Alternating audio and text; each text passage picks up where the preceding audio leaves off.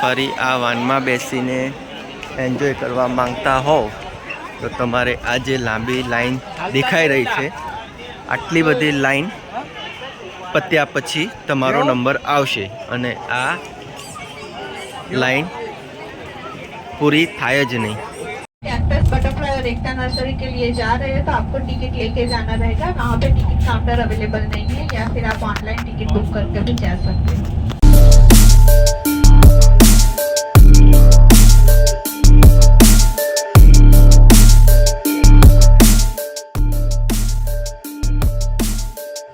केम छो मित्रों, अगाउना आपणे पार्ट एक विडियो में आपणे वडोदराथी Kevadia Ektanagar Statue of Unity माटे घोरा बस स्टेन्ड सुधी पहोंच्या अने तेनी संपूर्ण माहिती लीधी।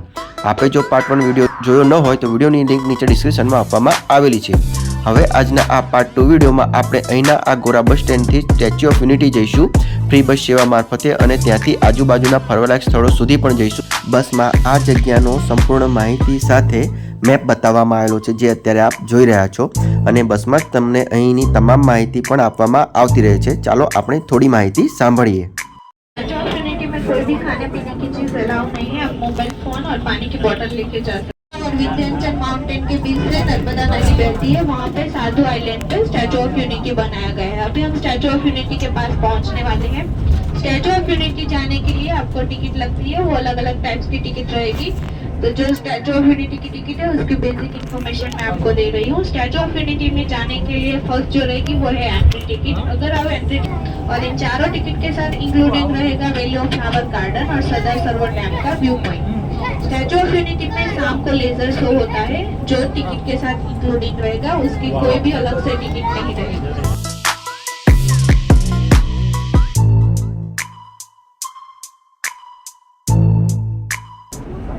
हमारे राइट हैंड साइड पे अभी जो आपको जगह दिख रही है वो है विश्व वन। अगर आपको यहाँ पे आना है तो स्टैचू ऑफ यूनिटी के पार्किंग से बस स्टॉप नंबर 10 से आपको बस मिलेगी।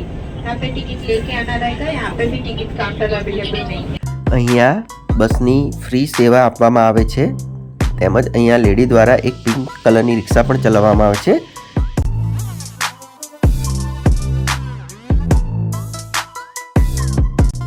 आपने अहीं स्टेच्यू ऑफ यूनिटी जवा माटे बस अहींना आ बस स्टेशन पासे उतारीने थोड़ुं ज चालीने एंट्रन्स गेट सुधी जवानुं रहेशे।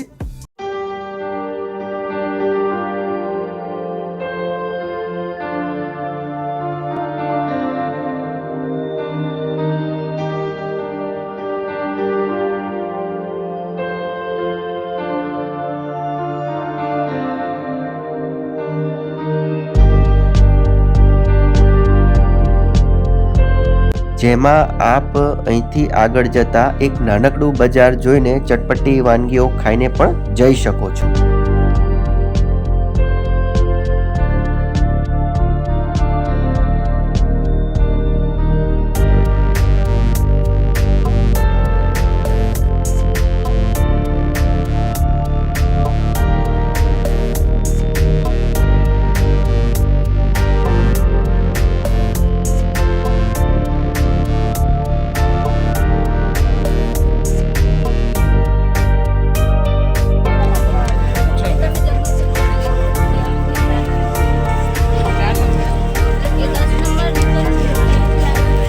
તમારે ઓનલાઈન ટિકિટ બુક કરાયેલી હોય એ અહીંયા એન્ટર થતાં પહેલાં બતાવવાની રહેશે। અહીંયાથી પણ એવું ઘણું બધું ચાલીને આગળ જવાનું થાય છે। એક વખત એન્ટર થયા બાદ આગળ ચેકિંગ દરમિયાન ટિકિટ સ્કેન થઈ જાય પછી તમે બહાર નીકળશો તો ટિકિટ વેલિડ ગણાશે નહીં, જે વાતનું આપ ખાસ ધ્યાન રાખજો। અમારી જે ટિકિટ બુકિંગ થઈ છે વ્યુઇંગ ગેલેરી જોવા માટે, જેનો 2 વાગ્યાનો સ્લોટ મળ્યો છે, અત્યારે હાલમાં હજી 12 વાગ્યા હોય, અમારી પાસે હજી 2 કલાક બાકી છે।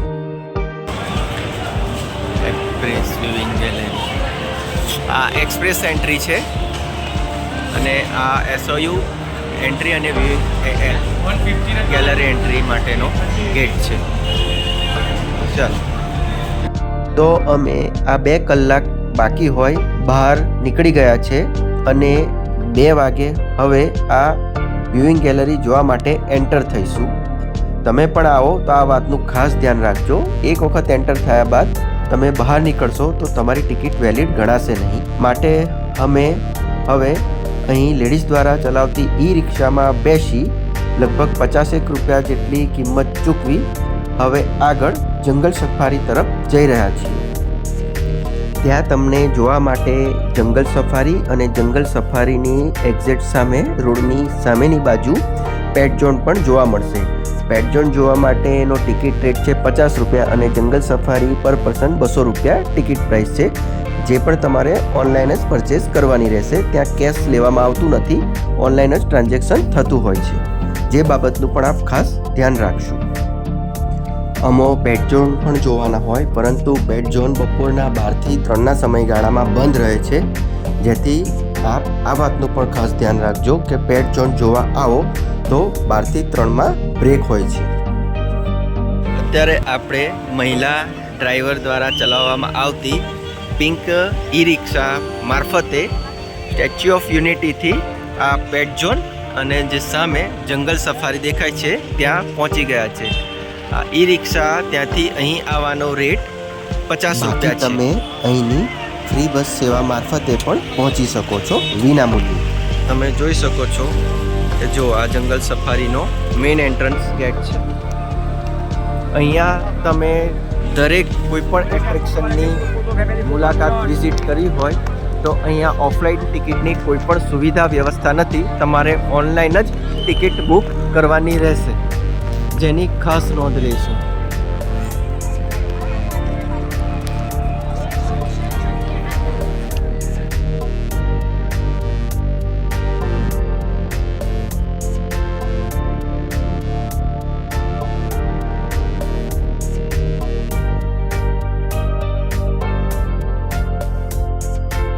દેખાયો જો કેટલો મોટો ડેમ છે.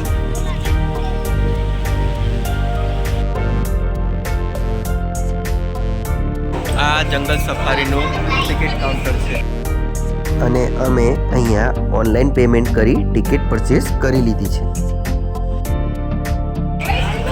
ચાલો હવે આપણે અંદર પ્રવેશીએ. જો એન્ટ્રી માટે અહીંયાથી જવાનું રહેશે.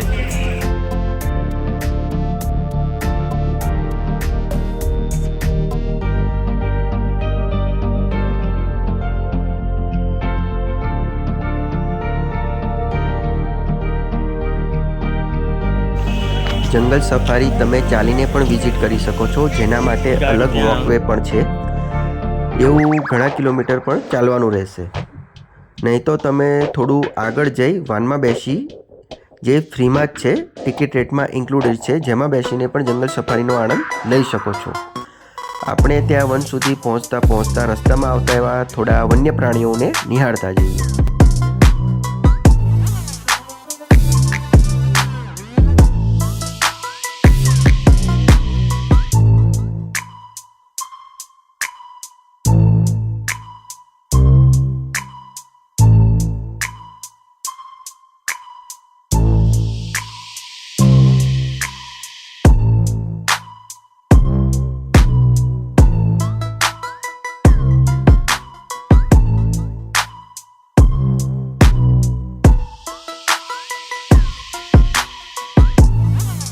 ફરી આ વાનમાં બેસીને એન્જોય કરવા માંગતા હોવ તો તમારે આ જે લાંબી લાઈન દેખાઈ રહી છે, આટલી બધી લાઈન પત્યા પછી તમારો નંબર આવશે અને આ લાઈન પૂરી થાય જ નહીં.